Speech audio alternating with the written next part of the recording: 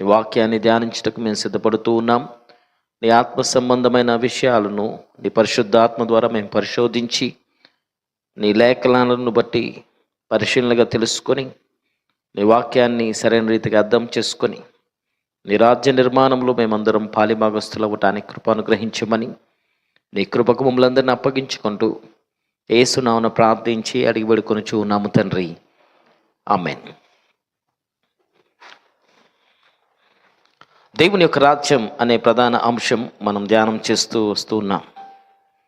ముఖ్యంగా దేవుని యొక్క రాజ్యం అనేది దేవుడు ఎప్పుడు మానవునికి సిద్ధం చేశాడు, దేవుని యొక్క ప్రణాళిక దేవుని రాజ్య విషయంలో ఎలాంటిది అనేది కొంత వివరణాత్మకంగా మనం తెలుసుకుందాం. యోహాను రాసిన సువార్త 14వ అధ్యాయం, యోహాను రాసిన సువార్త 14వ అధ్యాయం 2-3 వచనాలను చూద్దాం. నా తండ్రి ఇంట అనేక నివాసములు కలవు, లేని ఎడల మీతో నేను చెప్పుదను. మీకు స్థలము సిద్ధపరచ వెలుచున్నాను. నేను వెళ్ళి మీకు స్థలము సిద్ధపరిచిన ఎడల నేనుండు స్థలములో మీరును ఉండునట్లు మరలా వచ్చి నా యొద్ద ఉండుటకు మిమ్మును తీసుకొని పోదును. ఇక్కడ మీకు ఒక విషయం ఇక్కడ మనకు అర్థం కావాలి. తండ్రి ఇంట నివాసములు ఉన్నాయి అన్నాడు.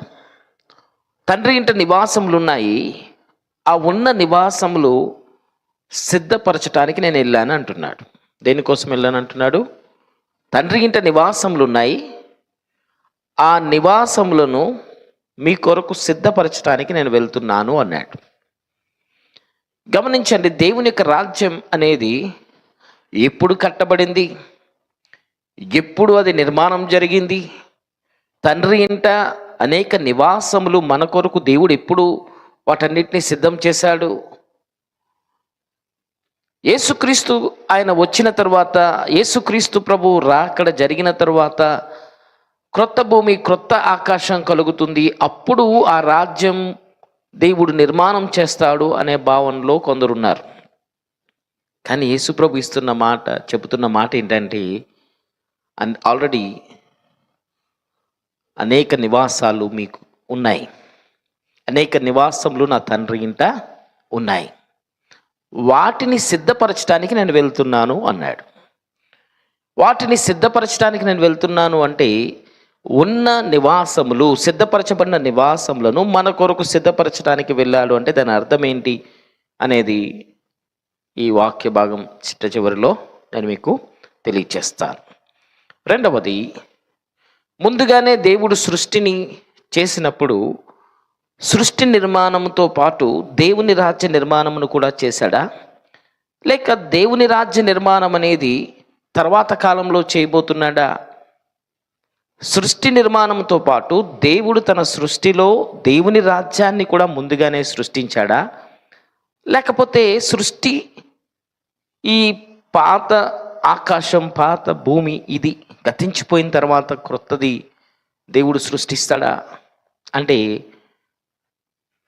దేవుడు ముందుగానే రాబోతున్న లోకం, రాబోతున్న దేవుని రాజ్యాన్ని ముందుగానే దేవుడు సృష్టించారు. అందుకు బైబిల్ ఆధారంగా మనం చూస్తే ఆదికాండం 1వ అధ్యాయంలో, ఆదికాండము 1వ అధ్యాయంలో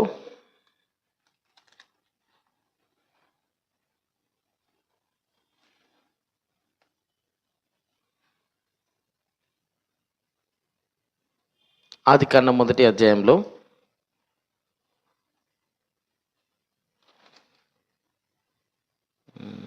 ఓకే 1వ అధ్యాయం 31వ వచనం, అలాగే 2వ అధ్యాయం 1వ వచనం. దేవుడు తాను చేసిన యావత్తును చూచినప్పుడు, యావత్తు అంటే కంప్లీట్గా దేవుడు చూచినప్పుడు దానిని బట్టి దేవుడు చాలా మంచిది అనే స్టేట్మెంట్ ఇచ్చాడు. 2వ అధ్యాయం 1-2 వచనాలు. ఆకాశమును భూమియు వాటిలో ఉన్న సమస్తమును సమూహము అంటే కంప్లీట్నెస్, మళ్ళా సమస్త సమూహమును సంపూర్తి చేయబడను అంటే కంప్లీట్నెస్, సంపూర్తి చేయబడను. తర్వాత 2వ వచనం, దేవుడు తాను చేసిన 7వ దినములోగా దేవుడు తాను చేయాలనుకున్న పనిని సంపూర్తి చేసి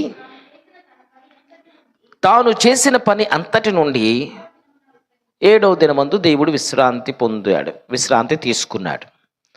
ఇక్కడ మనం గమనిస్తే ఇంకొక పని ఏమీ దేవుడు పెట్టుకోలేదు. తాను చేయాలనుకున్న ప్రతి పనిని, తాను సృష్టించాలనుకున్న ప్రతి ప్రపంచాన్ని దేవుడు ముందుగానే సృష్టించి, యావత్ ప్రపంచాన్ని దేవుడు సృష్టించి ఆ పని సంపూర్తి చేసి 7వ దినమందు విశ్రాంతి తీసుకున్నాడు అని బైబిల్ చెప్తుంది.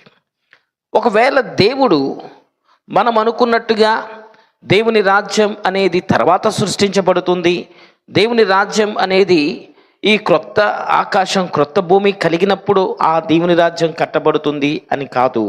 ముందుగానే క్రొత్త ఆకాశం క్రొత్త భూమి కూడా, మరొక ప్రపంచాన్ని కూడా దేవుడు ముందుగానే సృష్టించాడు అనేది బైబిల్ చెప్తుంది. హెబ్రీయులకు రాసిన పత్రిక 11వ అధ్యాయం, హెబ్రీయులకు రాసిన పత్రిక 11వ అధ్యాయం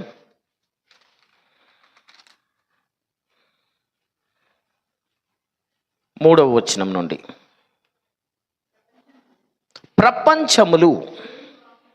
ప్రపంచములు దేవుని వాక్యము వలన నిర్మాణం అయిపోయాయి, నిర్మాణమైనవనియు అందును బట్టి దృశ్యమైనది కనబడేడు పదార్థముల చేత నిర్మించబడలేదనియు విశ్వాసము చేత గ్రహించుకొనుచున్నాము అంటున్నాడు పౌలు. ప్రపంచములు దేవుని యొక్క వాక్యం వలన నిర్మాణమైపోయినవి. ఏం ప్రపంచాలు? ఇప్పుడు ఉన్న ఈ ప్రపంచం మాత్రమే కాదు, రాబోతున్న ప్రపంచం, రాబోతున్న క్రొత్త భూమి క్రొత్త ఆకాశం కూడా అది ముందుగానే సృష్టించబడింది. అది దేవుని మాటను బట్టి ఆ సృష్టి నిర్మాణం అనేది కలిగింది. ఆశ్చర్యం ఏంటంటే దృశ్యం అనేడు పదార్థముల చేత అది నిర్మించబడలేదు. దృశ్యమైన పదార్థముల చేత ఈ సృష్టి నిర్మించబడలేదు. అది చాలా ప్రాముఖ్యంగా గమనించాలి. దృశ్యమైనది కనబడేడు పదార్థములచే నిర్మింపబడలేదని. ఇప్పుడు మనకు కనబడుతున్న ఈ దృశ్యమైన ప్రపంచం కనబడే పదార్థాల ద్వారా నిర్మించబడలేదని మీకు అర్థమవుతుందా? కనబడుతున్న ఈ ప్రపంచం, దృశ్యమైన ఈ ప్రపంచం మన కంటికి కనబడే దృశ్యమైన వాటితో సృష్టించబడలేదని విశ్వాసం ద్వారా నేను గ్రహిస్తున్నాను అంటున్నాడు. అంటే మనకు కనబడుతున్న ఈ ప్రకృతి సంబంధమైన ఈ ప్రపంచమంతయు కూడా, ఆకాశ నక్షత్రాలన్నీ, గ్రహాలన్నీ, మనము కంటికి కనబడని ఈ ప్రపంచమంతటినీ కూడా కంటికి కనబడని వాటి నుండి దేవుడు సృష్టించాడు అని బైబిల్ చెప్తుంది. అంటే కంటికి కనబడని వాటి నుండి కంటికి కనబడే వాటిగా దేవుడు సృష్టించాడు అంటే దేవుడు చేసిన ఈ సృష్టి నిర్మాణం ఎంత గొప్పదో అనే విషయం విశ్వాసం ద్వారా నేను గ్రహిస్తూ ఉన్నాను అనే విషయాన్ని అపోస్తలుడైన పౌలు తెలియచేస్తున్నాడు. ప్రకటన గ్రంథం 21వ అధ్యాయం 1వ వచనం, అంతట నేను క్రొత్త ఆకాశమును క్రొత్త భూమిని చూచితిని.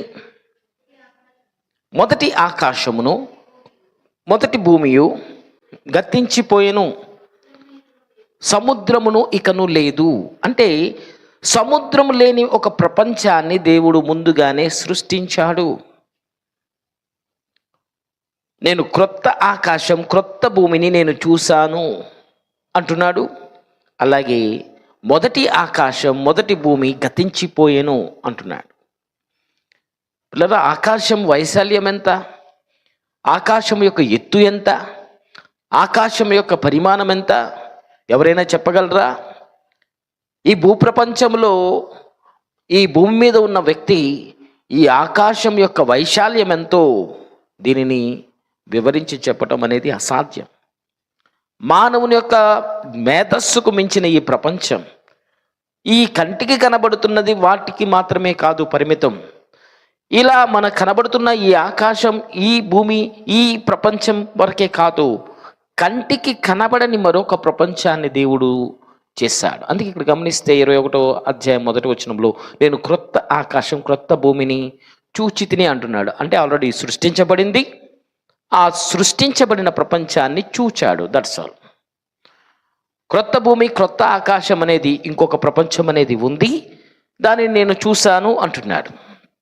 దేవుడు సృష్టించాడు అని ప్రకటన గ్రంథంలో ఉన్న యోహాను చెప్పట్లేదు, నేను చూచాను అంటున్నాడు. అంటే మన కంటికి కనబడని క్రొత్త ప్రపంచాన్ని, సముద్రము లేని భూమిని, ఆకాశాన్ని నేను చూచాను అని ఇక్కడ అపోస్తలుడైన యోహాను తెలియచేస్తున్నాడు.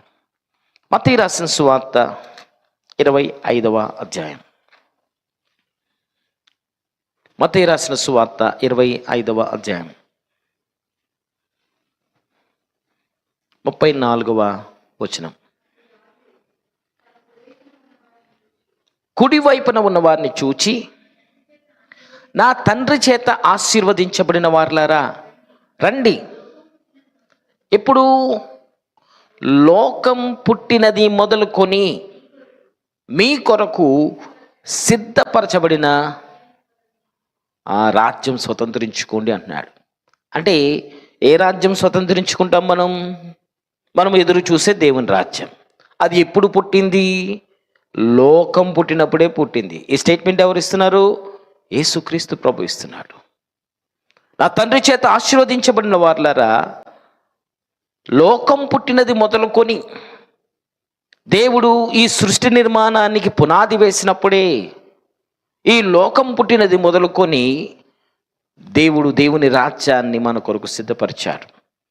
అందుకే ఇక్కడ అంటున్నాడు, నా తండ్రి చేత ఆశీర్వదించబడిన వారులారా, లోకం పుట్టినది మొదలుకొని మీ కొరకు సిద్ధపరచబడిన రాజ్యం, మీ కొరకు సిద్ధపరచబడిన రాజ్యాన్ని మీరు స్వతంత్రించుకోండి అంటున్నాడు.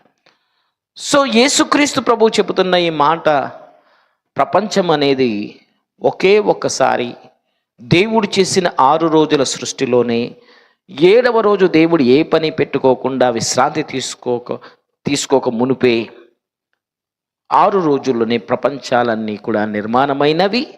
ఇలా నిర్మించబడిన ఈ ప్రపంచం ముందుగానే మన కొరకు సిద్ధపరచబడింది.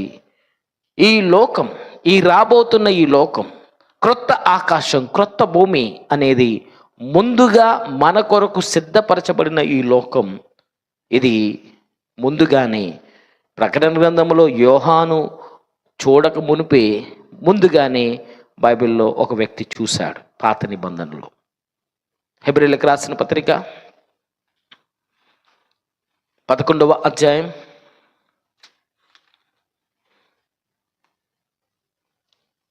10వ వచనం.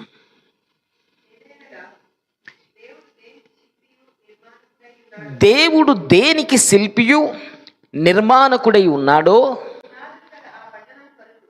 పునాదులు గల ఆ పట్టణము కొరకు, అరే అబ్రహాము ఈ 12 పునాదులు వేయబడిన ఈ దేవుని పట్టణము కొరకు, దేవుని రాజ్యం కొరకు అబ్రహాము ఎదురు చూశాడు. అబ్రహాము కాలంలో ఈ సువార్త, ఈ ప్రకటన గ్రంథం రాయబడలేదు. అబ్రహాము కాలంలో దేవుని రాజ్యాన్ని గూర్చిన సువార్త ఉన్నది అనే విషయం మనకు తెలియదు. కానీ అబ్రహాము ఎదురు చూసింది, అబ్రహాము యొక్క ప్రయాణం చాలా ఆశ్చర్యం అనిపిస్తుంది. తన ప్రయాణం ఎలా ప్రారంభించబడింది? ఉదాహరణకు కొన్ని వచనాలు మనం బైబిల్ గ్రంథంలో చూద్దాం. 11వ అధ్యాయం 8వ వచనంలో, అబ్రహాము పిలువబడినప్పుడు విశ్వాసమును బట్టి ఆ పిలుపునకు లోబడి తాను స్వాస్యముగా పొందనై ఉన్న ప్రదేశానికి బయలు వెళ్ళిపోయాడు. ఎక్కడికి వెళ్ళవలెనో అది ఎరుగకనే బయలుదేరాడు. తను స్వాస్యముగా పొందబోతున్న భూభాగం దేవుడు ఇంకా చూపించలేదు. ఆ చూపించని భూభాగాన్ని తాను చూస్తాను అనే విశ్వాసంతో, ఇంకా దేవుడు ఇవ్వలేదు, ఇవ్వని భూభాగం సిద్ధపరచబడింది అనే ఉద్దేశంతో. అబ్రహాము పిలుపులో ఏముంది?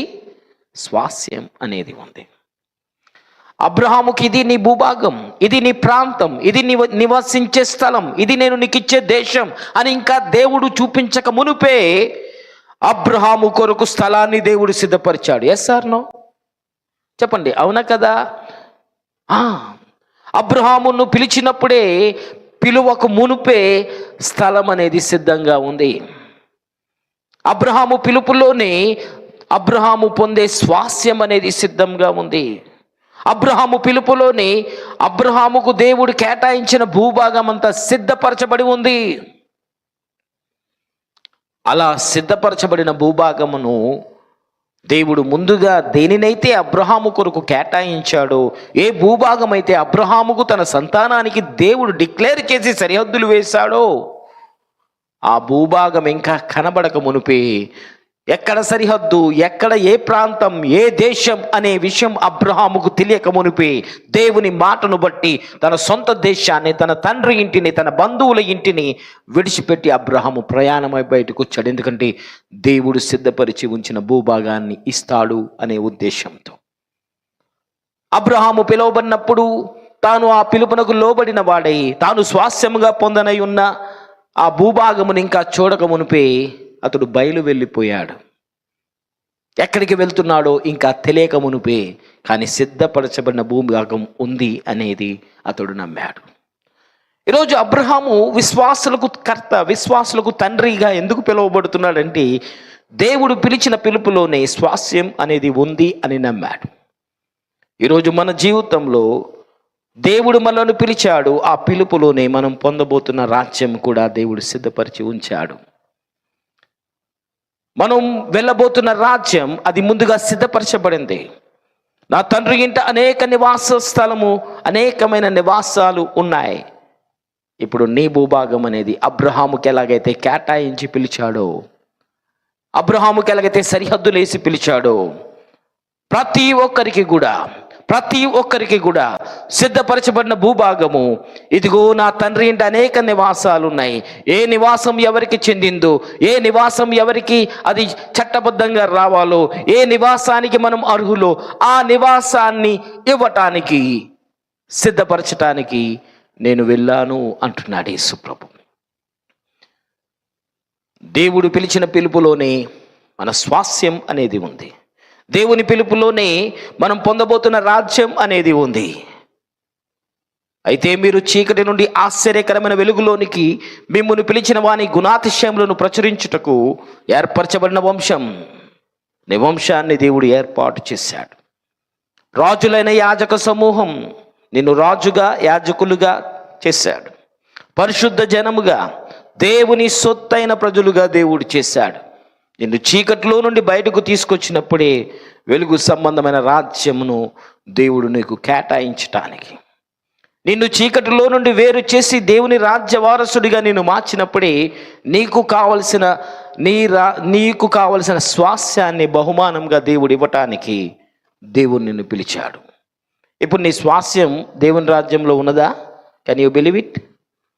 అబ్రహాము పిలువబడినప్పుడు తాను స్వాస్యముగా పొందనై ఉన్న భూభాగం, మరలా ఒకసారి చదువుతున్నాను, 11వ అధ్యాయం 8వ వచనంలో, అబ్రహాము పిలువబడినప్పుడు విశ్వాసమును బట్టి ఆ పిలుపునకు లోబడి తాను స్వాస్యముగా పొందనై ఉన్న ప్రదేశమునకు బయలు వెళ్ళిపోయాడు. తాను స్వాస్యముగా పొందబోతున్న ప్రదేశానికి అతడు బయలు వెళ్ళిపోయాడు. మరియు ఎక్కడి నుండి ఎక్కడికి వెళ్ళవలెనో అది ఎరుగకుండానే నాకు స్వాస్యం అనేది ఉంది, ఆ ప్రదేశం అనేది ఉంది అని విశ్వాసముతో అతడు తన ప్రయాణాన్ని మొదలుపెట్టాడు. ఇప్పుడు ఒక ప్రాంతం, భూభాగంలో అతనికి ఇవ్వబడిన ప్రాంతాన్ని గూర్చి అబ్రహామును పిలిస్తే అబ్రహాము దేనికోసం ఎదురు చూశాడని తెలుసా? ఈ భూప్రపంచంలో ఈ భూభాగాన్ని నేను, ఈ కనాను అనే ప్రాంతాన్ని నేను నీకు ఇస్తాను అనే విషయాన్ని దేవుడు చెప్పక మునిపే ఏ ప్రాంతాన్ని చూసి ప్రయాణమయ్యాడో తెలుసా? ఏ భూభాగాన్ని చూసి ప్రయాణమైపోయాడో తెలుసా? పునాదులు కలిగిన పట్టణాన్ని చూచి అతడు తన ప్రయాణాన్ని మొదలుపెట్టాడు. ఈ లోక సంబంధమైన స్వాస్యం ఇంకా దేవుడు అతనికి బయలుపరచక మునిపే ఇదిగో ఈ భూభాగం నీది అని దేవుడు ఆదికాండం 13వ అధ్యాయంలో దేవుడు ప్రత్యక్షపరచబడక మునిపే పునాదులు కలిగిన పట్టణాన్ని అబ్రహాము చూడగలిగాడు. దేవుడు మాట్లాడిన ప్రతి మాట ప్రత్యక్షత అనేది మనకిస్తుంది. దేవుడు మాట్లాడే మాట మనకు ప్రత్యక్షత కలుగు చేస్తుంది. ఈరోజు దేవుడు మాట్లాడే ప్రతి మాట నీకు ప్రత్యక్షత కలుగ చేసేదిగా ఉండాలి. ఉదాహరణకు హెబ్రీయులకు రాసిన పత్రికలోనే 3వ అధ్యాయంలో ఒక విషయాన్ని నేను మీకు జ్ఞాపకం చేస్తాను. 3వ అధ్యాయం 1వ వచనం. అమ్మా ఏంటి? ఏ సంబంధమైన పిలుపది? పరలోక సంబంధమైన పిలుపులో పాలు పొందిన పరిశుద్ధ సహోదరులారా, మనము ఒప్పుకొనిన దానికి అపోస్తలుడును ప్రధాన యాజకుడైన యేసు మీద లక్ష్యమించి. ఇక్కడ గమనించండి, పరలోక సంబంధమైన పిలుపులో పాలు పొందిన పరిశుద్ధులతో మాట్లాడుతూ మనం ఒప్పుకొనిన దానికి అన్నాడు. ఏం ఒప్పుకున్నాం చెప్పాలి. దేనిని ఒప్పుకున్నాం? మనము ఒప్పుకున్న దానికి ప్రధాన యాజకుడు యేసు, మనం ఒప్పుకున్న దానికి అపోస్తలుడు యేసు. మనం ఒప్పుకున్నదేంటి చెప్పండి? మనం ఒప్పుకున్నదేంటి? మనము ఒప్పుకున్న దానికి అపోస్తలుడు యేసు. అదే కదా ఇక్కడ రాయబడింది. మనం ఒప్పుకున్న దానికి ప్రధాన యాజకుడు యేసు. మనం ఒప్పుకున్నదేంటి చెప్పండి ధైర్యం చేసి. మనం ఒప్పుకున్నదేంటి? యేసు ప్రభుని ఒప్పుకున్నాం, కరెక్టే. మనం ఒప్పుకున్న దానికి అపోస్తలుడు యేసు, మనం ఒప్పుకున్న దానికి ప్రధాన యాజకుడు యేసు. అదే రాయబడింది. మళ్ళీ నేను చదువుతున్నాను చూడండి. ఇందువలన పరలోక సంబంధమైన పిలుపులో పాలు పొందిన పరిశుద్ధ సహోదరులారా, మనము ఒప్పుకొనిన దానికి అపోస్తలుడును ప్రధాన యాజకుడైన యేసు మీద మీరు లక్ష్యం ఉంచండి అంటున్నాడు. మీ కాన్సన్ట్రేషన్ యేసుక్రీస్తు ప్రభు మీద ఉంచండి అంటున్నాడు. ఒప్పుకున్నదేంటి అమ్మా?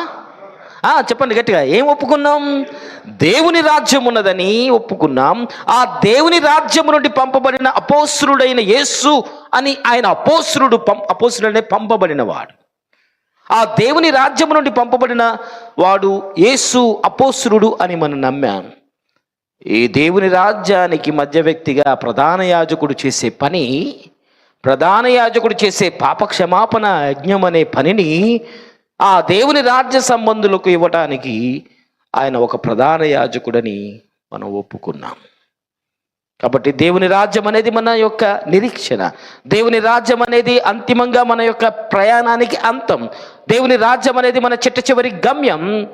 దీనికి ప్రధాన కారకుడు అపోస్తలుడైన యేసు, ప్రధాన యాజకుడైన యేసు అని బైబిల్ చెప్తుంది.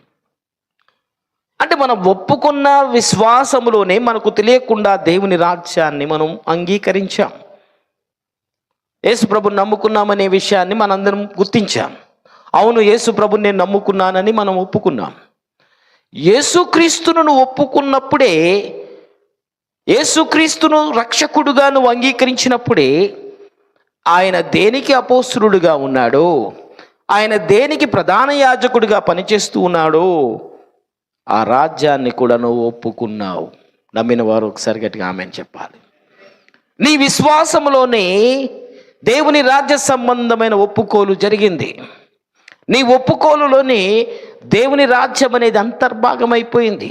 అదృశ్యమైన ఈ దేవుని రాజ్యం అనేది నీ విశ్వాసముతో ముడిపడి నువ్వు యేసును నమ్మినప్పుడే ఆ దేవుని రాజ్యము నుండి పంపబడిన వాడు అంటే అపోస్తలుడు, ఆ దేవుని రాజ్యము నుండి పంపబడిన యేసును, దేవుని రాజ్యమునకు వెళ్ళే ప్రధానమైన పని చేసే ప్రధాన యాజకుడిగా పనిచేసిన యేసును నువ్వు అంగీకరించినప్పుడే ఆయన ఎక్కడి నుండి వచ్చాడో, ఎక్కడికి మనల్ని తీసుకుని వెళ్తాడో ఆ రాజ్యాన్ని, అదృశ్యమైన ప్రపంచాన్ని యేసు ప్రభుని నమ్మినప్పుడే నువ్వు దేవుని రాజ్యాన్ని ఒప్పుకున్నావు.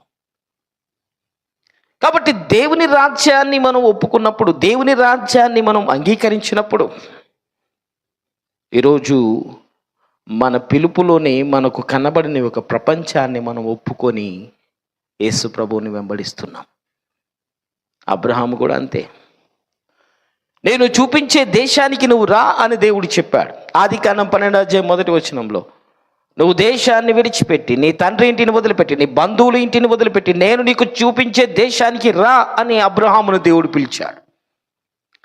పిలుపు ఎలా ఉన్నది? ఈ లోక సంబంధమైన దేశాన్ని వదిలిపెట్టు, ఈ లోక సంబంధమైన తల్లిదండ్రులను వదిలిపెట్టి, ఈ లోక సంబంధమైన బంధువులను వదిలిపెట్టి, నేను నీకు చూపించే దేశానికి రా అనే రీతిగా ఉంది. అబ్రహాముకి ఏం కనబడింది?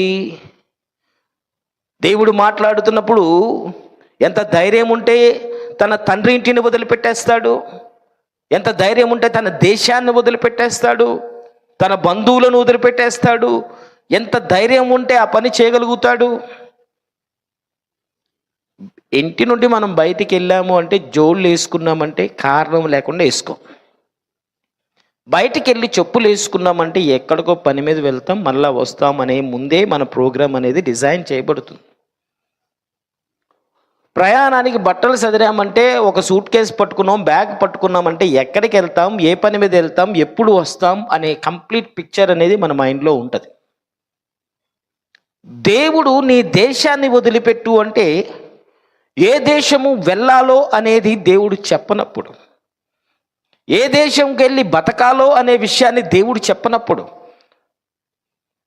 ఏ దేశానికి వెళ్ళాలో తెలియనప్పుడు, ఆ దేశం ఎలా ఉంటుందో తెలియనప్పుడు, అక్కడ తినటానికి ఆహారం ఉంటుందా, తాగడానికి నీళ్లు ఉంటాయా అనే విషయం అబ్రహాముకు తెలియనప్పుడు దేశాన్ని వదిలిపెట్టడం అంటే ఎలా సాధ్యం? ఉదాహరణకు ఉద్యోగరీత్యా బయట దేశాలకు వెళ్ళడానికి చాలామంది ప్రయత్నం చేస్తారు. అక్కడికి వెళ్ళక మునిపే ఎన్ని రీతిలుగా క్వశ్చన్స్ ఉంటాయి. అక్కడికి వెళ్తే ఎలాంటి ఉద్యోగం, ఎంత శాలరీ, అకామిడేషన్ ఎలాగా, ఫుడ్ ఎలాగా, ఏ ఉద్యోగం, ఆ పని ఎన్ని అవర్స్ చేయాలి, ఎంత కష్టం ఉంటుంది, ఎన్ని రీతులుగా డీటెయిల్స్ మనం తెలుసుకుంటాం. ఒకవేళ పక్క దేశానికి వెళ్ళక మునుపు ఈ విషయాలన్నీ తెలుసుకోకుండా నేను బయట దేశానికి వెళ్ళిపోతానని ఎవరైనా వెళ్తున్నామా? లేదు. ఒక దేశాన్ని వదిలిపెట్టే ముందు ఆ ప్రాంతం, ఆ ప్రాంత పరిస్థితులు, అక్కడ ఉద్యోగం, అక్కడ ఎంత పని చేయాలి, ఎంత డబ్బు వస్తుంది, వెళ్ళటం వల్ల ఉపయోగం ఉందా లేదా, ఎన్నో లెక్కలు వేసుకుంటున్నాం.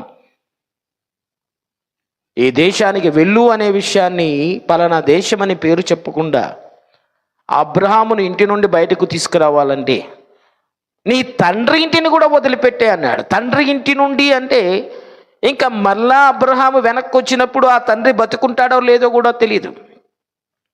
అబ్రహాము మరలా ఒకసారి తండ్రిని చూద్దామని వస్తే మేబీ తల్లిదండ్రులు కూడా బతికి ఉండే పరిస్థితి లేదు. కంప్లీట్గా కట్ అయిపోతున్నారు. తల్లిదండ్రులు ఇద్దరు కూడా కంప్లీట్గా కట్ అయిపోతున్నారు. నువ్వు రా అంటే మరలా వెనక్కి వెళ్ళి తల్లిదండ్రులను చూసే పరిస్థితిగా అబ్రహాము జీవితంలో రాదు. ఎలా సాధ్యం? ఒక అడ్రస్ చెప్పని ప్లేస్కి అబ్రహాము వెళ్ళాలంటే అది ఎలా సాధ్యమవుతుంది? సరే, జతగా ఉంటే ఎవరో ఒకరు నాతో పాటు ఉంటే నా కష్ట సుఖాలు తెలుసుకుంటారు, ఏదన్నా విషయం మా ఇంట్లో చెప్తారని చెప్పి లోతు నట్టుకుని వచ్చాడు. ఎవరు? అబ్రహాం. Safety purpose. ఎందుకంటే భార్య అందగత్తే, ఎక్కడైనా ప్రాబ్లం రావచ్చు కాబట్టి సేఫ్టీ మెథడ్స్ పాటించి బంధువుని పట్టుకొచ్చాడు. దేవుడేమో నీ బంధువుల ఇంటిని కూడా వదిలిపెట్టి నీ బంధువులతో కూడా కట్ చేసుకొని దేవుడు చెప్పాడు. కానీ పర్సనల్గా తనకు కావాల్సిన ప్రొటెక్షన్, నాకు బావమరిది ఉంటే మంచిదని చెప్పి లోతును పట్టుకుని బయటకు వచ్చాడు. కానీ దేవుడు ఇంకా స్థలం చూపించక మునిపి ఇద్దరికి గొడవలు అయ్యాయి. దేవుడు ఇంకా స్థలం చూపించక ముందే ఈ గొర్రెల కాపర్లు ఆ గొర్రెల కాపర్లు కొట్టుకుని చచ్చిపోయారు. చచ్చినట్టు ఇప్పుడు దేవుడు చెప్పినట్టుగా బంధువును కూడా వదిలిపెట్టే పరిస్థితి అబ్రహాముకు వచ్చింది. బంధువును కూడా వదిలిపెట్టిన తర్వాత దేవుడు చెప్పినట్టుగా చేసిన తర్వాత అప్పుడు దేవుడు అబ్రహాముకు ఈ ప్రాంతం అంతటిని నేను నీకు ఇస్తున్నాను అని దేవుడు చెప్పాడు. ఈ మాటలన్నీ ఎక్కడో ఉంటున్నాయి అనుకోద్ది, ఇదంతా కూడా ఆదికాండం 13వ అధ్యాయంలో వ్రాయబడిన మాటలే. ఇప్పుడు దేవుడు ఏ పని దేవుడు చేయమని చెప్పాడో ఆ పని ఖచ్చితంగా అబ్రహాము చేసిన తర్వాత అప్పుడు ఆ సిద్ధపరచబడిన స్థలం అబ్రహాముకు తెలిసింది. అదొకసారి చూద్దాం. ఆదికాండం 13వ అధ్యాయం, ఆదికాండం 13వ అధ్యాయం 8వ వచనం నుండి.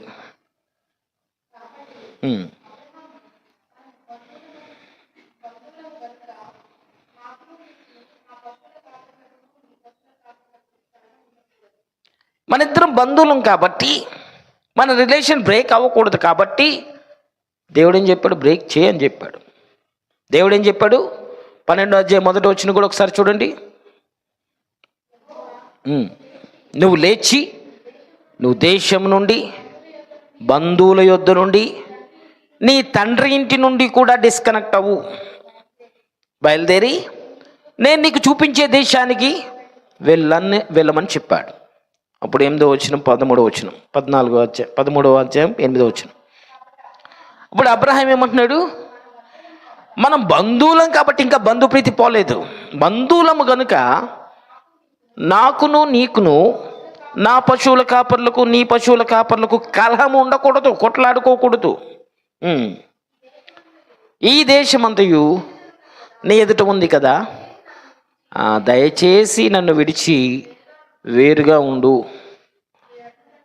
నువ్వు ఎడమ తట్టుకు వెళ్తే నేను కుడి తట్టుకు, నువ్వు కుడి తట్టుకు వెళ్తే నేను ఎడమ తట్టుకు వెళ్తానని లోతుతో చెప్పాడు. అప్పుడు లోతు కనులెత్తి యోర్దాను ప్రాంతమంతా చూసి సొదొమ గొమొర్రా అనే పట్టణాలు నాశనం చేయబడక మునుపు సోయారుకు వచ్చే వరకు అదంతా యెహోవా తోటలా కనబడింది. ఐగుప్తు దేశం వలె, నీళ్లు పారు దేశం వలె కనబడింది. కాబట్టి లోతు తనకు యోర్దాను ప్రాంతం అంతటిని ఏర్పాటు చేసుకుని తూర్పునకు ప్రయాణం చేసి అట్లు వారు ఒకరినొకరు వేరైపోయారు, డిస్కనెక్ట్ అయ్యారు. ఓకే, ఇప్పుడు అలా డిస్కనెక్ట్ అయిన తర్వాత అబ్రహాము కానానులో నివసించాడు. ఇప్పుడు దేవుడు రివీల్ చేశాడు. దేవుడు చెప్పిన పని దేవుడు చెప్పినట్టుగా చేసిన తర్వాత ఏ భూభాగం అయితే దేవుడు అబ్రహాముకు సిద్ధపాటు చేశాడో ఆ భూభాగం అనేది అబ్రహాముకు దేవుడు ప్రత్యక్షపరిచాడు. 12వ వచనంలో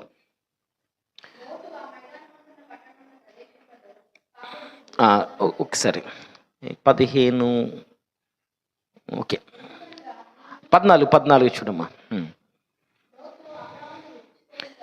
విడిచిపెట్టి కంప్లీట్గా డిస్కనెక్ట్ అయిపోయిన తర్వాత యెహోవా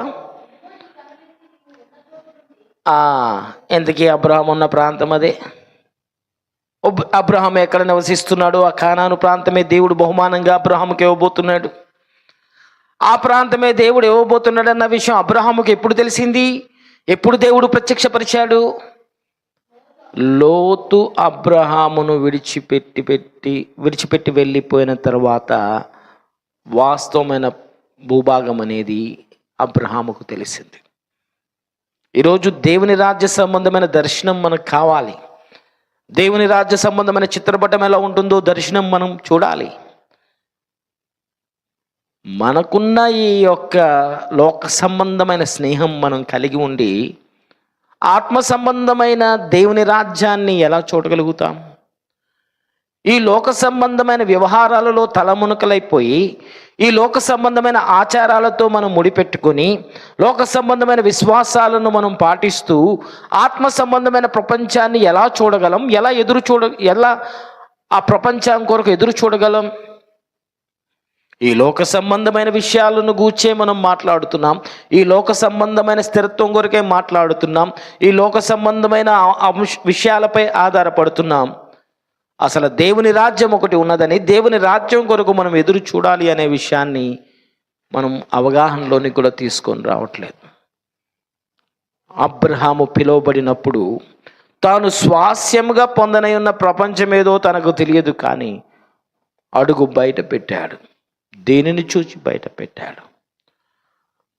దేనిని చూస్తే బయటకు తను అడుగు పెట్టాడు. ఏవిధి కనబడలేదు, తను ఏ దేశమో తనకు తెలియదు, కానీ అడుగు బయటకు పెట్టి ఎలా రాగలిగాడు? దేవుడు చెప్పినప్పుడు నేను నీకు చూపించే దేశానికి నువ్వు రా అన్నప్పుడు అసలు అబ్రహాముకి ఏమి కనబడింది? ఏమి చూసి అబ్రహాము తన ఇంటి నుండి బయటకు వచ్చాడు? తన తండ్రి ఇంటి నుండి బయటకు వచ్చాడు, తన బంధువుల ఇంటి నుండి బయటకు వచ్చాడు. ఏది చూసి తన దేశాన్ని వదిలిపెట్టాడు? తాను స్వాస్యముగా పొందనై ఉన్న ప్రపంచమేదో అబ్రహాముకు తెలియక మునిపే పునాదులు కలిగిన పట్టణం అనేది దేవుడు మాట్లాడినప్పుడు మాట ద్వారా ప్రత్యక్షపరచబడింది. ఈ లోక సంబంధమైన భూభాగం మాత్రమే కాదు, అదృశ్యమైన దేవుడు సిద్ధపరిచిన స్థలాన్ని కూడా, పునాదులు కలిగిన పట్టణాన్ని కూడా అబ్రహాము చూడగలిగాడు. ఇది అబ్రహాం యొక్క విశ్వాస పరిధి. అబ్రహాం యొక్క విశ్వాస పరిధి. దేవుడు మాట్లాడినప్పుడు దేవుని యొక్క మాట విశ్వాసమును మనిషిలో కలిగిస్తుంది. ఈరోజు దేవుని మాట వింటున్న మనం మన విశ్వాస పరిధిని ఎక్కడి వరకు మనం ఉంచుతున్నాం? దేవుని మాట వింటున్న మనం దేవుని యొక్క వాక్కు, దేవుడు మనకు బయలుపరిచే విషయాలు మనకు ప్రత్యక్షపరుస్తాడు అనే విషయాన్ని మనం గుర్తిస్తున్నామా? దేవుని యొక్క మాట మనం వింటున్నప్పుడు దేవుని రాజ్య సంబంధమైన ప్రత్యక్షత మనకు కలుగుతుందని మనం నమ్ముతున్నామా? నమ్మాలి. మనం ఒప్పుకొనిన దానికి అపోస్తలుడు యేసు ప్రభు, నువ్వు ఒప్పుకున్నది దేవుని రాజ్యం, దేవుని రాజ్యం ఉన్నదని నువ్వు ఒప్పుకున్నావు. యేసు ప్రభు కూడా అదే చెప్పాడు కదా. మత్తయి సువార్త 4:17 యేసు ప్రభు దేనిని ప్రకటించాడు? మొట్టమొదటిగా దేనిని గూర్చి యేసు ప్రభు ఆయన ప్రకటించాడు? మత్తయి రాసిన సువార్త 4:17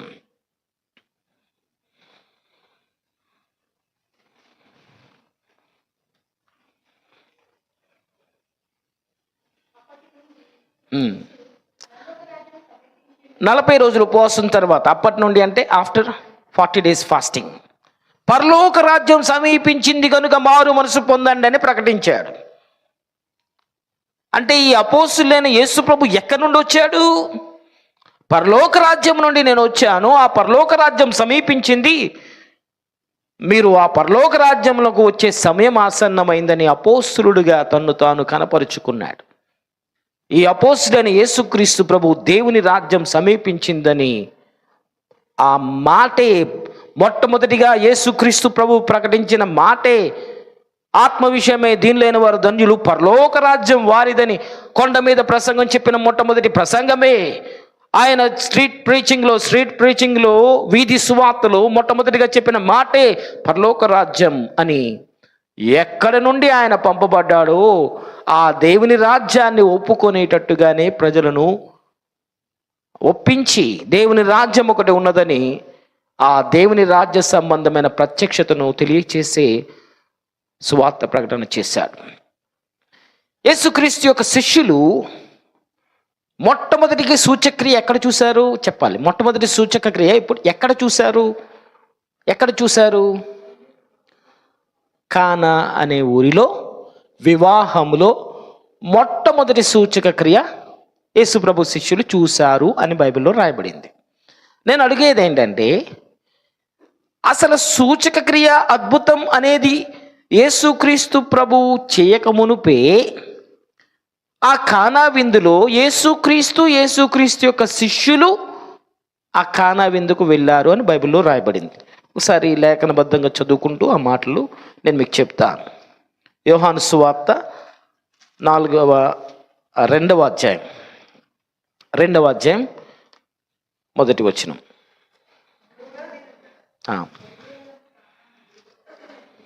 ఒక వివాహం జరిగింది. యేసు తల్లి అక్కడ ఉండెను. గమనించండి, యేసును ఆయన శిష్యులను ఆ వివాహమునకు పిలువబడ్డారు. ఇక్కడ గమనించండి, యేసును ఆయన శిష్యులను ఆ వివాహానికి వెళ్ళారు. యేసుక్రీస్తు శిష్యులు అనే పదం ఇక్కడ ఉపయోగించబడింది. అంటే శిష్యులు అంటే గురువును వెంబడించే వ్యక్తులు. శిష్యులు అంటే గురువును వెంబడించే వ్యక్తులు. అద్భుతం అనేది యేసుక్రీస్తు ప్రభువు దగ్గర ఏ అద్భుతాన్ని వాళ్ళు చూడలేదు. గమనించండి, ఏ అద్భుతం వాళ్ళు చూడలేదు. ఏ అద్భుతం వాళ్ళు చూడక మునిపే యేసు ప్రభువును వెంబడిస్తూ శిష్యులైపోయారు. ఈరోజు ఎవరినైనా యేసు ప్రభు నమ్ముకో అంటే బెనిఫిట్స్ ఏంటి? యేసు ప్రభుని నమ్ముకుంటే ఉపయోగాలేంటి? యేసు ప్రభుని నమ్ముకుంటే మేము అనుకున్నది జరుగుతుందా? యేసు ప్రభుని నమ్ముకుంటే మాకు ఎలా జరుగుతుందా? ఎన్ని ప్రశ్నలు వేస్తారు? వాళ్ళందరూ శిష్యులైపోతారు అనుకుంటున్నారా? శిష్యులైతే అలా అడుగుతారా? యేసుక్రీస్తుని నమ్ముకోవటానికి ఎన్నో ప్రశ్నలు అడుగుతూ ఉంటారు, ఎన్నో విషయాలు తెలుసుకుంటారు. కానీ ఇక్కడ యేసు ప్రభు శిష్యులు కానా విందులోకి వెళ్ళేటప్పటికీ ఎలాంటి అద్భుతాన్ని వాళ్ళు ఇంకా చూడలేదు అనేది ఇక్కడ మనం గమనించాలి. ఎందుకంటే 2వ అధ్యాయంలో 11వ వచనం చాలా స్ట్రైట్ ఫార్వర్డ్లో చెప్తుంది. ఏమాట? గలిలయలోని కానాలో ఈ మొట్టమొదటి ఫస్ట్ మిరాకిల్ సూచక క్రియ చేసి తన మహిమను బయలుపరిచాడు. అప్పుడు దాకా ఎలాంటి అద్భుతం చేయలేదు. అందువలన ఆయన శిష్యులు యేసుక్రీస్తు శిష్యులు యేసుక్రీస్తు ప్రభు తన మహిమను బయలుపరిచి ఒక అద్భుతం అనేది నీళ్లను ద్రాక్షరసంగా చేసినప్పుడు యేసు ప్రభు శిష్యులు యేసు ప్రభునందు విశ్వాసం ఉంచారంట. మరి ముందేం విశ్వాసం ఉంచి యేసు ప్రభువును వెంబడించారు? ఇది నాకు చెప్పాలి. గమనించండి, ఇక్కడ యేసుక్రీస్తునందు విశ్వాసం ఉంచారు. ఏంటి? యేసు ప్రభు నీళ్లను ద్రాక్షరసంగా చేసిన తర్వాత, అమ్మో ఈయన తన మహిమను బట్టి నీళ్లను ద్రాక్షరసంగా చేశాడు, ఈయన గొప్పవాడు అని చెప్పి యేసు ప్రభునందు విశ్వాసం ఉంచారు. ఎక్కడ? గలిలయలోని కానాలో అద్భుతం చేసిన తర్వాత. ఓకే, ఇది ఫస్ట్ మిరాకిల్ అని కూడా బైబిల్ చెప్తుంది. మరి అద్భుతం జరగక మునుపు ఏం చూసి యేసు ప్రభుకు శిష్యులయ్యారు? ఏం చూసి యేసు ప్రభువును వెంబడించారు? ఇంకా అంత మాత్రమే కాదు. చూడండి, మత్తయి రాసిన సువార్త 4వ అధ్యాయంలోకి మళ్ళీ రండి.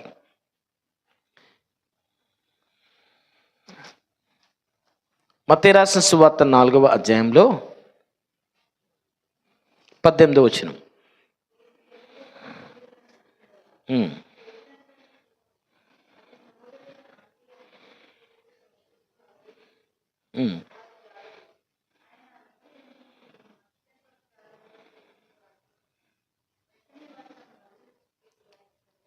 వలలు వదిలేసి యేసు ప్రభుని వెంబడించారంట. నా వెంబడి రండి అంటే ఏం చూసుకొని వదిలిపెడతారు? ఏం చూసుకొని వదిలిపెడతారు అని అడుగుతున్నా. నా వెంబడి రండి, నేను మిమ్మల్ని మనుషులు పట్టే జాలర్లా చేస్తానన్నాడు. వలలు వదిలిపెట్టేస్తున్నారంటే అర్థం ఏంటి? వాళ్ళ జీవనాధారం, వాళ్ళ బతుకుదేరు, వాళ్ళ వ్యాపారం, కుటుంబ పోషణ, వాళ్ళ కష్టార్జితం అన్నీ వదిలిపెట్టి యేసు ప్రభుని ఎలా వెంబడించారు వాళ్ళు? నా వెంబడి రండి, నేను మనుషులను బట్టే జాలర్లా చేస్తానన్నాడు. అద్భుతం చూడక మునిపే వాళ్ళ జీవనాధారాన్ని వదిలేశారు. అద్భుతం జరగక మునిపే వాళ్ళ కుటుంబాన్ని పోషించుకునే కష్టార్జితాన్ని వదిలేశారు. నా వెంబడి రండి, నేను మనుషులను బట్టే జాలర్లుగా చేస్తానంటే యేసు ప్రభుకు శిష్యులైపోయారు. ఇక్కడ మనకు అర్థం అవ్వాలి, ఏం చూసి యేసు ప్రభువును వెంబడించారు, ఏది చూసి యేసు ప్రభువుని వాళ్ళు అంగీకరించారు, ఏమి చూసి యేసు ప్రభువుకు శిష్యులైపోయారు. ఎలాంటి అద్భుతం చూడక మునిపే యేసు ప్రభువుకు శిష్యులైపోయారు. దేన్ని ఒప్పుకున్నారు? ఇప్పుడు చెప్పాలి. దేన్ని ఒప్పుకుంటే? పరలోక రాజ్యం సమీపించి ఉన్నది కనుక మారు మనసు పొందండి అని పరలోక రాజ్యాన్ని గూర్చి ఎప్పుడైతే యేసు ప్రభు ప్రకటించాడో, పరలోక రాజ్యాన్ని గూర్చి ఎప్పుడైతే యేసు ప్రభు మాట్లాడాడో, దేవుని రాజ్యం చిత్రపటం వాళ్ళు చూడగలిగారు. పరలోక రాజ్యం సమీపించింది కనుక మారు మనసు పొందండి అని ఏ రాజ్య సువార్తనైతే యేసు ప్రభు ప్రకటించాడో ఆ మాట దేవుని రాజ్యాన్ని ప్రత్యక్షపరిచింది. దేవుని రాజ్య ప్రత్యక్షత వాళ్ళకు కలిగినప్పుడు దేవుని పని కంటే గొప్ప పని ఏదీ లేదు అని అనిపించింది. ఆ దేవుని రాజ్యమునకు మనుషులను సంపాదించడానికంటే ఈ చేపలు పట్టే ఈ పని ఇది గొప్ప పని కాదు అని వారికి అనిపించింది. దేవుని రాజ్యం పనిలో మనలను పాలిభాగస్తులుగా చేస్తున్నాడు, ఈ పనిని చేయటమే మనకు ఉత్తమం అనిపించింది. వారి కుటుంబాన్ని పక్కకు పెట్టి, వారి వలలు పక్కకు పెట్టి, వాళ్ళ జీవనాధారం, వారి వ్యాపారాలన్నింటినీ పక్కకు పెట్టి దేవుని రాజ్య నిర్మాణం కొరకు వారందరూ పని చేయటానికి ముందుకు వచ్చారు, శిష్యులుగా మారిపోయారు. దేనిని ఒప్పుకోనో తెలుసా? దేవుని యొక్క రాజ్యాన్ని ఒప్పుకొని. ఈ భూమి మీద యేసు ప్రభు అందరికీ కావాలనే చెప్తారు. యేసు ప్రభు ఎంతమందికి కావాలని పబ్లిక్ మీటింగ్లో అడిగితే అందరూ చేతుతారు. ఎందుకంటే ఆయన చేతిలో ఉన్నది మాత్రమే కావాలి కాబట్టి. అమ్మ మీరు వెళ్ళండి చర్చికి, మేము రాము, మేము యేసుప్రభుని నమ్ముకోలేదు, మాకు అక్కర్లేదు అంటారు. కానీ యేసుప్రభు ఇచ్చేది కావాలి. యేసుప్రభు చేతులు మాత్రమే చూస్తారు, యేసుప్రభు ఇచ్చేది మాత్రమే వాళ్ళకి కావాలి. కానీ మనం చూసే దేవుని రాజ్యం వాళ్ళకి అక్కర్లేదు. స్వస్థత కావాలి, కానీ శాపకరమైనది ఏదీ లేనిది, రోగం లేని స్థలం మనం ఎదురు చూస్తుంటే తాత్కాలికంగా ఉపశమనం పొందే స్వస్థత కొరకే యేసుప్రభు దగ్గరికి వస్తున్నారు.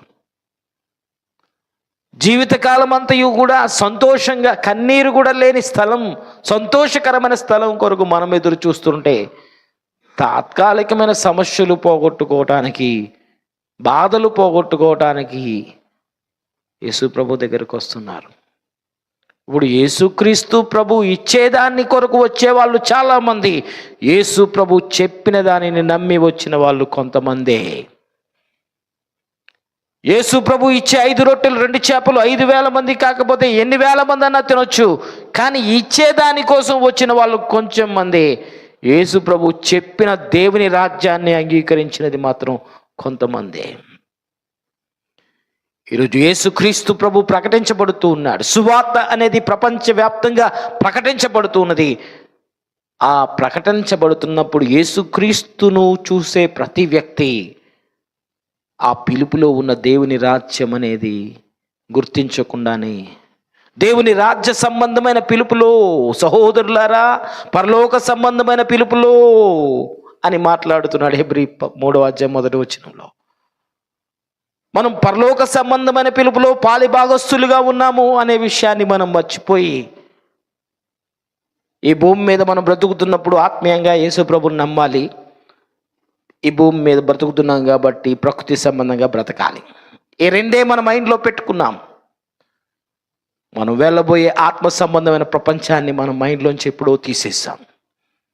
మీరు పైనున్న వాటినే వెతకండి, పైనున్న వాటినే వెతకండి అన్నాడు. అదే అదృశ్యమైన ప్రపంచం. అప్పుడు ఈ భూమి మీద ఉన్నవన్నీ మీకు కలుగుతాయి, మీకు కావలసిన అన్నీ తీర్చబడతాయి అన్నాడు. ఆ పైన దేవుని రాజ్యాన్నే పక్కకు పెట్టేశాం. మన ఆలోచన అంతా కూడా ఈ భూ సంబంధమైన విషయాలను కూర్చే, రేపేం జరుగుతుంది, ఏ పరిస్థితి వస్తుంది, ఎలా ఎదుర్కోవాలి, ఏం జరుగుతుంది, మన ఆలోచన అంతా కూడా ఈ భూ సంబంధమైన విషయాల మీద పెట్టుకున్నాం. పైన ఉన్న ఈ ప్రపంచాన్ని గూర్చి, మొదట మీరు పైనున్న వాటిని వెతకండి అనే మాటను గూర్చి మనం పక్కకు పెట్టేసి, ఆ పైన ఉన్నదేంటో మనకు అనవసరం, కానీ కింద ఉన్నదే ఈ ప్రపంచమే, ఈ తాత్కాలికమైన ఈ ప్రపంచమే శాశ్వతం అన్న రీతిగా మనం బ్రతుకుతున్నాం. మన ఆలోచన విధానం మార్చబడాలి. మన పిలుపులోనే దేవుని రాజ్యం మనం ఒప్పుకున్నాం. కాబట్టి కానా విందులో యేసుక్రీస్తు శిష్యులు మొట్టమొదటిగా సూచక క్రియ చూసి యేసు ప్రభునందు విశ్వాసం ఉంచారు. వారు యేసు ప్రభునందు విశ్వాసం ఉంచక మునిపే దేవుని రాజ్యాన్ని నమ్మారు. వారు యేసుక్రీస్తు ప్రభు చేసిన అద్భుతాన్ని చూడక మునిపే దేవుని రాజ్యాన్ని వారు ఒప్పుకున్నారు. ఈరోజు సువార్త ప్రకటన అనేది ప్రజల అవసరాలు తీర్చబడతాయి అనే రీతిగా ప్రకటించబడకూడదు. జ్యోతిష్య ఆలయం అన్నట్టుగా కుటుంబ కలహాల, సంసారంలో శోధనలు, సమస్యల, ఆర్థిక సంబంధమైన లేమ, సంతాన లేమ, వ్యాపారంలో నష్టమా, ఇలాంటి బోర్డులు పెట్టుకొని ఎలాగైతే జ్యోతిష్యాలయాలు ఎలాగైతే ఉంటాయో, నేటి సంఘాలు కూడా ప్రజల అవసరాలను బేస్ చేసుకొని, దేవుని రాజ్యం అనేది అసలు లేనే లేదు. అదృశ్యమైన దేవుని రాజ్యాన్ని కూర్చిన సువార్త లేనే లేదు. నీకు ఆశీర్వాదం కావాలంటే మా సంఘానికి రండి, అద్భుతాలు జరగాలంటే మా సంఘానికి రండి. ఇది ఈనాటి సువార్త. యేసుక్రీస్తు ప్రభు ప్రకటించిన సువార్త దేవుని రాజ్యం కేంద్రం చేసుకుని ఉంటే, ఈరోజు ప్రకటించబడుతున్న సువార్త ప్రకృతి సంబంధమైన అవసరాలను కేంద్రంగా చేసుకుని ప్రకటించబడుతుంది. మోసపోకండి. యేసుక్రీస్తు శిష్యులు అద్భుతం చూడకముందే యేసు ప్రభుకు శిష్యులు అయిపోయారు. కారణం దేవుని రాజ్యాన్ని గుర్చిన సువార్త వారు అంగీకరించారు. దేవుని రాజ్య సంబంధమైన సువార్త ప్రకటించడానికి దేవుని ద్వారా నియమింపబడిన ఒక సేవకుడు దేవుని రాజ్య సంబంధమైన జీవితాన్ని, దేవుని రాజ్య సంబంధమైన ఆశీర్వాదాన్ని పక్కకు పెట్టి ఈ లోక సంబంధమైన ఆశీర్వాదాలను కళ్ళ ఎదుట చూపించి ప్రజల బలహీనతలను క్యాష్ చేసుకునే పనులు సేవకులు ఉన్నారు. వాక్యం అనే కరువు వచ్చింది. వాక్యం అనే కరువు వచ్చింది. ఒక 40 నిమిషాలు, క్షమించండి, ఒకవేళ ఒక 1 అవర్ మెసేజ్ టైం అనుకోండి, దాదాపు 50 నిమిషాలు అమ్మా లే పైకి లే, నీ పేరు ఇది, నీ సమస్య ఇది. ఎవరికి లేవు సమస్యలు. 1 గంట సమయంలో 50 నిమిషాలు ఇదే తంతు. వాక్యం అనే కరువు వచ్చింది. ఆల్రెడీ ఆ కాలంలోనే ఉన్నాం. కరువులు మనకు తెలుసు కదా. వర్షాలు లేకపోతే, పంటలు పండకపోతే కరువులు వస్తాయని తెలుసు కదా. ఈరోజు వాక్యం లేని కరువు వచ్చింది. పరిశుద్ధాత్ముడు ఏదో నేను చెబితే ఏంటానన్నట్టు వెళ్ళి టచ్ అంటాడు. నువ్వు టచ్ అంటే యేసు ప్రభు దేవుడు వెళ్ళి పని చేస్తాడా? నో. పరిశుద్ధాత్మని నువ్వు వెళ్ళి ఆజ్ఞాపిస్తున్నావు టచ్ అని. ఎంత విరుద్ధం. పరిశుద్ధాత్ముడు నువ్వు చెప్తేనే టచ్ చేస్తాడా? No. You are not the commander to command the Holy Spirit. ఇది చూడటానికి ఆహ్లాదంగా, అమ్మమ్మ ఏదో జరుగుతుంది అన్నట్టుగా చాలా ఎంటర్టైన్మెంట్గా ఉంటుంది. వాక్యమే ఉండదు. అసలు పర్సనల్ విషయాలు ప్రవచనం రూపంలో చెప్పొచ్చా? మనిషి యొక్క హృదయ రహస్యాలను బహిర్గతంగా చెప్పొచ్చా? యేసు ప్రభు ఎవరి పర్సనల్ లైఫ్ అయినా బయటికి చెప్పాడా? వ్యభిచారమందు రెడ్ హ్యాండెడ్గా పట్టబడిందే. వ్యభిచారమందు రెడ్ హ్యాండెడ్గా పట్టబడి రాళ్లతో కొట్టగా మునుపు మోషే చెప్పాడు రాళ్లతో కొట్టమని. నువ్వేం చెప్తావు బోధకుడా అని అడిగారు. యేసుక్రీస్తు ప్రభు ఆమెతో పర్సనల్ డీటెయిల్స్ ఏం మాట్లాడలేదే. అమ్మ నువ్వు ఇంకా పాపం చేయకన్నాడు. That's all. ఈరోజు ప్రవచనాలు ఎలాగైపోయినాయి అంటే రెడ్ శారీ పైకి రావాలి అందరి ముందు వాళ్ళ బహిర్గతంగా వాళ్ళ జీవితాన్ని బట్టబయలు చేసి చూసే వాళ్ళందరూ గుడ్లు ఎంత పెద్దగా పెట్టుకుని అమ్మో ఏం చెప్తున్నాడు సేవకుడి. భలే ఎంటర్టైన్మెంట్ సెంటర్లు అయిపోయినాయి సంఘాలు. నీకు కష్టం ఇదట్టు అవునాయ్ గారు. దేవుడు బయలుపడితే దగ్గరికి వెళ్ళి ఆమె పర్సనల్ విషయాలు దగ్గరికి వెళ్ళి చెప్పొచ్చు కదా. మైక్లో అందరికి వినబడేటట్టు చెప్తారా? మన దేవుడి పేరు నిజమైన స్నేహితుడు. నీ రహస్యాన్ని నాకు, నా రహస్యాన్ని నీకు చెప్పే దేవుడు కాదు, బ్రోకర్ లాగా. మన ఆలోచన విధానం అంతా ఎలా ఉంటుందంటే నీకు సంబంధించిన విషయం ఏ పాస్టర్కో దేవుడు చెప్తాడు, ఆ పాస్టర్ ద్వారా నీకు బయలుపరుస్తాడు అంటాడు. పరిశుద్ధాత్ముడు బోధకుడు మనలో ఉండటానికి వచ్చినోడు నోరు మూసుకుని ఉన్నాడా? పరిశుద్ధాత్ముని యొక్క అభిషేకం మనలో ఉన్నప్పుడు, బోధించేవాడు మనతో ఉన్నప్పుడు ఇంకొకరి ద్వారా నేను డైరెక్ట్ చేస్తాడని నువ్వు ఎలా అనుకుంటున్నావు? అక్కడే నువ్వు సాతానుకి అవకాశం ఇస్తున్నావు. నీలో ఉన్న పరిశుద్ధాత్మను డమ్మీ చేసి, నీలో ఉన్న పరిశుద్ధాత్మను నీతో మాట్లాడతాడు, నీ మనసాక్షి ద్వారా మాట్లాడతాడనే విషయాన్ని నువ్వు డమ్మీ చేసేసి నమ్మకుండా ఇంకెవరి ద్వారానో నువ్వు చేయాల్సిన ఏ ఉద్యోగమో దేవుడు చెప్తాడు, ఏ వ్యాపారమో దేవుడు చెప్తాడు, ఏ పని చేయాలో దేవుడు చెప్తాడని చెప్పి ఎవరి ద్వారానో దేవుడు మాట్లాడతాడు అనుకుంటున్నావు. దేవుని నీతో మాట్లాడటానికి మొహమాటమా, సిగ్గా? దేవుని ఆత్మ నీలో లేదా? ఈ బలహీనతని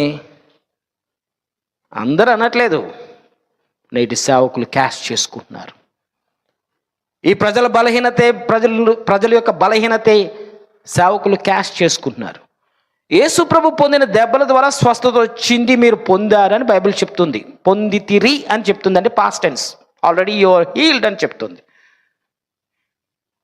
మన ఆలోచన అలా ఉండదు. అబ్బే ఒక సేవకుడు రావాలి, తల మీద చేతులెత్తి యేసు నామమున ఈ రోగం పోవునుగాక అంటే పోతుందా? అది మన నమ్మిక. అరే మరి యేసు ప్రభు పొందిన దెబ్బల ద్వారా స్వస్థత పొందామని బైబిల్ చెప్తుంది కదా. ఇది మాత్రం మనం అసలు నమ్మం. సేవకుడు రావాలి, ప్రార్థన చేయాలి, చేయించాలి, నూనె రాయాలి, అప్పుడు అది రోగం పోవాలి. యేసు ప్రభువు పొందిన గాయాల ద్వారా వచ్చిన స్వస్థత ఏమైంది? అమ్మ ఈ కొండ మీద అయినా ఆ కొండ మీద అయినా మీరు ఆరాధించడం కాదు, యథార్థంగా ఒక కాలం వస్తూ ఉంది తండ్రిని ఆరాధించేవారు ఆత్మతో సత్యంతో ఆరాధించాలని చెప్పాడు సమరయ స్త్రీతో యేసు ప్రభు. కానీ నేటి సంఘాలు అలా లేవు. మా సంఘంలోనే యథార్థమైన ఆరాధన, మా సంఘంలోనే ఆత్మ సంబంధమైన ఆరాధన, మా సంఘంలోనే ఆశీర్వాదం. ఒక ప్రాంతానికి పరిమితం చేశాడా ఆరాధనను దేవుడు? ఒక ప్రాంతంలో జరిగిన ఆరాధనే నిజమైన ఆరాధనని దేవుడు ఏమన్నా పరలోకం నుండి స్టేట్మెంట్ ఇచ్చాడా? ప్రజలను ఆకర్షించే బోధలు, ప్రజలను ఆకట్టుకునే బోధలు, అద్భుతాలు జరుగుతాయని పిలుస్తూ మా దగ్గరకు వస్తే జరుగుతాయని చెబుతున్నాడు. అసలు యేసు ప్రభు పొందిన దెబ్బల ద్వారా కలిగిన స్వస్థతను, ఆ స్వస్థతను పక్కకు పెట్టి మేము ప్రార్థిస్తే అద్భుతాలు జరుగుతాయనడానికి వీడెవడు అంటున్నాను. అధికారం ఎవరికి లేదు. యేసుక్రీస్తు ప్రభు సిలువలో అన్నీ డిక్లేర్ చేసినప్పుడు ఆయన ముండ్ల కిరీటం పెట్టుకుని నువ్వు రాజువా అని ముండ్లతో కిరీటం పెట్టినప్పుడే ఆయన అవమానించబడ్డాడు. ఆయన అవమానించబడినప్పుడే నీ అవమానాన్ని కొట్టివేశాడు. 3 మేకులతో ఇలా బంధించబడినప్పుడు నీకున్న చేతబడి చెల్లంగి, నీకున్న మాంత్రిక శక్తుల బంధకాలన్నిటి నుండి ఆయన బంధించబడినప్పుడే నువ్వు విడుదల పొందావు. నువ్వు నమ్ము. యేసు ప్రభు కూడా అది చెప్పాడు, నమ్మిన వాని వలన ఈ సూచక్రియలు జరుగుతాయి, నా నామమున దయ్యములను వెళ్ళగొడతారు మీరు అన్నాడు. సేవకుడు వచ్చి వెళ్ళగొడతాడని చెప్పలే, యు ఆర్ ద హీలర్ అని చెప్పాడు. యూ క్యాన్ డూ ఎనీథింగ్ అని చెప్పాడు. నా నామమును మీరు దయ్యములను వెళ్ళగొడతారు, కొత్త భాషలు మాట్లాడతారని చెప్పాడు. ఈ సామర్థ్యం అంతటిని మనం మర్చిపోయి పక్కకు పెట్టేశాం, ఎవరు రావాలన్నట్టుగా. మన ఆలోచన విధానంలో మార్పు రావాలి. దేవుడు మనలను పిలిచిన పిలుపులోనే దేవుని రాజ్యం ఉంది. అది పక్కకు పెట్టి ఈ లోక సంబంధమైన అవసరాలు తీర్చుకోవటానికి సంఘానికి వస్తున్నాం. మోసపోకుండా దేవుడు వెక్కిరింపబడడు. మనుషుడు ఏది విత్తుతాడో అదే పంటను కోసుకుంటాడు. ఏది విత్తుతామో అదే కోసుకుంటాం. ఈ లోక సంబంధమైన తాత్కాలికమైన జీవితం కొరకే దేవుడు మనకు కాదు. అదృశ్యమైన ప్రపంచం మనకు ముందుగానే ఈ సృష్టి నిర్మాణంతో పాటు లోకం పుట్టినది మొదలుకొని మన కొరకు సిద్ధపరిచిన ఆ నిత్య రాజ్యం కొరకు మనం బ్రతకాలని బైబిల్ చెప్తుంది.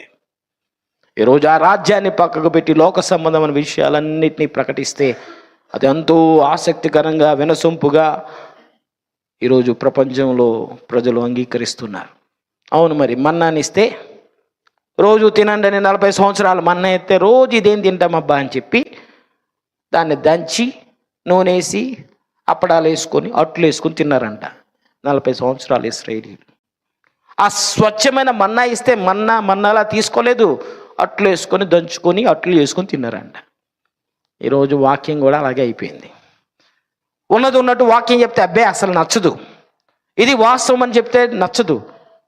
ఇంకా కొంచెం ఎఫెక్టివ్గా మన అవసరాలు తీర్చబడేలా చెబితే అబ్బో సంఘాలు ఫుల్గా నిండిపోతాయి. షైన్ ఆఫ్ షెకెన సంఘంలో గృహ దర్శనాలకు సేవకుడు రాడు.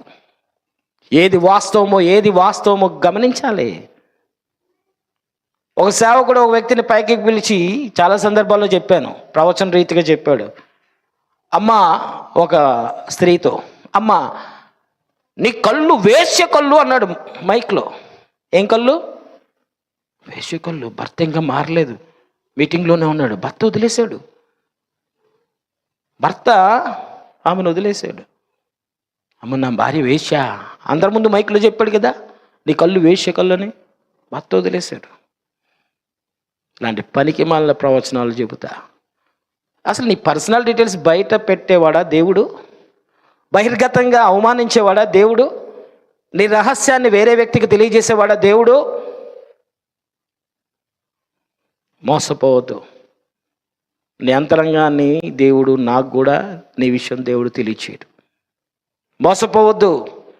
ఇప్పుడు మనకు ఫ్రెండ్సే ఉంటారబ్బా, నీ పర్సనల్ విషయాలు వేరే వాళ్ళతో చెప్పేశాడు అనుకోండి, అసలు నువ్వు ఫ్రెండ్ అని ఒప్పుకుంటావా? నీ పర్సనల్ విషయాలు వేరే వాళ్ళతో చెప్పేశాడు అనుకోండి, నిన్ను అవమానపరిచాడు అనుకోండి, నా ఫ్రెండ్ అని మళ్ళీ నేను నోటుతో అంటావా నువ్వు? ఫ్రెండ్ అంటే చచ్చినంత వరకు కూడా నీ రహస్యాన్ని దాస్తాడు. అలాంటిది దేవుడు ఎందుకు నీ రహస్యాన్ని బయట పెడతాడు? దేవుడెందుకు నీ తప్పును బయటపెట్టి నిన్ను అందరిలో పబ్లిక్గా మైక్లో స్టేజ్ మీద పిలిచి నేను అవమానపరుస్తాడు? మోసపోవద్దు. దేవుడే నీతో మాట్లాడతాడు.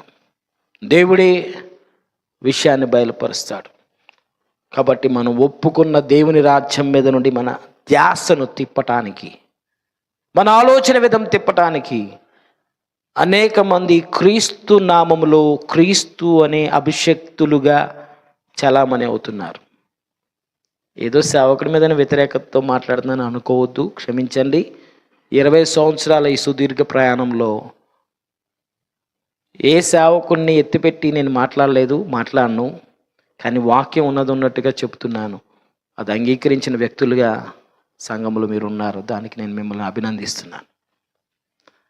నేను ప్రార్థించేది ఒకటి, నీ చేత ఆకర్షించబడిన వారు, నీ చిత్తం, నీ ప్రణాళికలో ఉన్నవారే సంఘానికి రావాలి అని ప్రార్థన చేసుకున్నాను 20 సంవత్సరాల క్రితం. అప్పుడు నాకు పెళ్లి కూడా కాలేదు. ఎవరైతే నీ ద్వారా సిద్ధపరచబడిన వ్యక్తులు, నీ ద్వారా ప్రణాళికలో ఉన్న వ్యక్తులు ఎవరున్నారో వాళ్ళు స్థిరపరచబడాలని నేను ప్రార్థించాను, కోరుకున్నాను. అలాంటి బోధలు మన చర్చిలో లేవు. ఇవి చెప్పడానికి నేను గర్వంగానే చెప్తున్నాను. ఎందుకంటే ఈరోజు 10,000 డొనేట్ చేసినందుకు, ఒక 10,000 డొనేషన్ ఇచ్చినందుకు ఇదిగో అని ఒక మెమోంటో ఇస్తే, ఆ మెమోంటో నేను పలానా సంస్థ వాళ్ళకు, పలానా చర్చ్ వాళ్ళకి నేను ఈ మెమోంటో ఇచ్చానని ఈరోజు అరమారలో పెడితే 10 మంది వచ్చి ఆ మెమోంటో ఏంటంటే పలానా చర్చ్లో మేము ఆఫరింగ్ ఇచ్చినందుకు మాకు ఇచ్చారని చెప్తే విగ్రహాలు అయిపోయి కూర్చున్నాయి. ఈ మెమోంటోలన్నీ కూడా 10,000 రూపాయలు డొనేషన్ ఇచ్చిన, ఆఫరింగ్ ఇచ్చిన వాళ్ళందరికీ ఇచ్చిన ఈ డొనేషన్స్ ఇచ్చిన మెమోంటోలు, వాళ్ళ ఫోటోలు, వాళ్ళ సమస్త పేర్లతో సహా అరమార్లలో మెమోంటోలన్నీ విగ్రహాలు అయిపోయినాయి. ఇల్లు షిఫ్ట్ అవుతే అది పట్టుకెళ్తారు, మళ్ళీ అరమార్లో పెడతారు, దాన్ని జాగ్రత్తగా దాచుకుంటారు. మేము పలానా చర్చికి డొనేషన్ ఇచ్చాం, మాకు ఇచ్చాం. విగ్రహాలు అయిపోయినాయి ఇవన్నీ. ఎంత భయంకరం! విగ్రహాలు అయిపోయినాయి. దేవుని రాజ్యం నుండి మన ధ్యాస పోవటానికి వీల్లేదు. దేవుని రాజ్యం కేంద్రంగానే సువార్త పని జరగాలి. దేవుని రాజ్య సంబంధమైన జీవితం కొరకే మనం పాటు పడాలి. దేవుని రాజ్యమే మన చివరి గమ్యం. అబ్రహామును పిలిస్తే ప్రకృతి సంబంధమైన దేశం కనబడలేదట, పునాదులు కలిగిన పట్టణం కనబడింది. ఈరోజు దేవుని వాక్యం వింటుంటే దేవుని సంబంధమైన, ఆత్మ సంబంధమైన ప్రత్యక్షతలు నీకు రావాలి. దేవుని వాక్యం వింటున్నప్పుడు ఈ అదృశ్య ప్రపంచంలో మన కొరకు దేవుడు ముందుగా సిద్ధపరిచిన ఆ రాజ్య సంబంధమైన ప్రత్యక్షతలు మనకు కావాలి. అపోస్తలుడైన పౌలుకు అనేక సార్లు దేవుని సంబంధమైన ప్రత్యక్షతలు పొందుకున్నాడు. ప్రకటన రాసిన యోహాను అనేక సార్లు దేవుని రాజ్య సంబంధమైన అదృశ్యమైన దేవుని రాజ్య సంబంధమైన ప్రత్యక్షతను కలిగాడు. దేవుని కృపను బట్టి చెప్తున్నాను, గొప్ప కొరకు కాదు. దేవుడు అలాంటి ప్రత్యక్షత 1999లో నాకు కూడా దేవుడు ఇచ్చాడు. నన్ను దేవుడు అలా విశ్వాసంలో స్థిరపరిచాడు. దేవుని రాజ్యం ఒకటి ఉన్నదని, ఆ అదృశ్యమైన ప్రపంచాన్ని దేవుడు మనకిస్తాడు. అది నమ్మాలి, అది నమ్మి మనం బ్రతకాలి. ఇక చివరిగా ముగింపులో చెప్తున్నాను.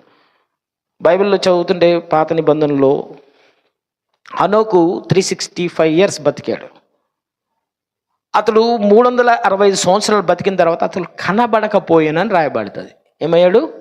కనబడకపోయాను. అంటే ఇంకా మళ్ళా అతడు డిసప్పేర్ అయిపోయాడు. ఏమయ్యాడో తెలీదు. ఇది బైబిల్ చెప్తున్న వాస్తవం. గమనించండి,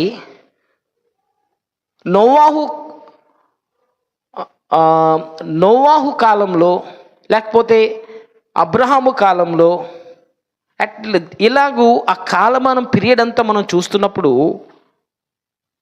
100 సంవత్సరాలు బ్రతికిన కాలమానం సమయంలో కేవలం 365 years మాత్రమే బతికి మిస్ అయిపోయాడు. ఎవరు? హనోకు. ఈ లోకంలోనే లేడు. ఎక్కడికి వెళ్ళిపోయాడు? ఏమైపోయాడు? డిసప్పేర్ అయిపోయాడు. ఎందుకు? ఏ రాజ్యమైతే ప్రత్యక్షపరచబడిందో హనోకుకు ఆ రాజ్యం కావాలి, ఈ లోకం వద్దు అని కోరుకున్నాడు. ఆ రాజ్యమే నా చివరి గమ్యం అని తన జీవిత ప్రయాణానికి ముగింపు పలికాడు. దేవుడు అతన్ని కొనిపోయాడు, తీసుకొని వెళ్ళిపోయాడని బైబిల్ చెప్తుంది. ఈ లోక సంబంధమైన జీవితం అంతాన్ని మనం చూడట్లే. ఎవరినో చూస్తున్నారా? ఇది చాలు అంటున్నామా మన ప్రార్థనలో? అబ్బే అన్ని ప్లస్, ఇది ప్లస్, అది ప్లస్, ఇది ప్లస్. అసలు ఇది చాలు అనేది ఏది లేదు మన ప్రార్థనలో. ఇంకా ఏదో బతకాలి, ఏదో చేయాలని. దేవుని రాజ్యంను మనం కోరుకుందాం, దేవుని రాజ్యాన్ని ప్రేమిద్దాం, దేవుని రాజ్యం కొరకు ఎదురు చూద్దాం. దేవుని రాజ్యమే ప్రధానంగా మన మైండ్లో ఉండాలి. ఆ అదృశ్యమైన దేవుని రాజ్యంలోనికి మనల్ని పిలుస్తున్నప్పుడు బలానమ్మకమైన మంచి దాసుడా, మంచి దాసురాలని దేవుని చేత పిలువబడాలనే ఒక ఆకాంక్షతో మనం బ్రతకాలి. అలాంటి కృప దేవుడు మనకు అనుగ్రహించును గాక. ఆమేన్.